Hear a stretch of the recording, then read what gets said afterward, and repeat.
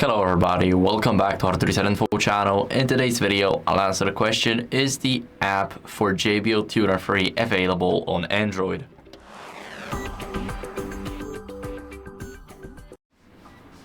So the answer is yes, the app is available on an Android, and now I'll show you how to install it. So first, open up your apps and enter the Play Store. Once you're in the Play Store, you want to go over to search and search for apps and games. Search for JBL Portable. Now here you have JBL Portable app, and it's from Harman Consumer Inc. So it has 10 million plus downloads. Now we just click on install, and this is the app for our JBL TUNER free. As you guys can see, it's installing.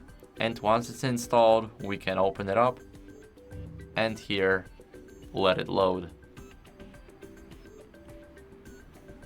Now click on get started and accept the terms and agreements. Now allow the app to connect to and determine any speakers. And as you guys can see, it automatically connected to our speaker. So now we can see everything, like the software update available and everything else. So yes, the app is available. This is how you guys can easily install it. And that's it for the video. So I hope it was helpful. If it was, then leave a like, subscription, and a comment. And I'll see you in the next one. Bye.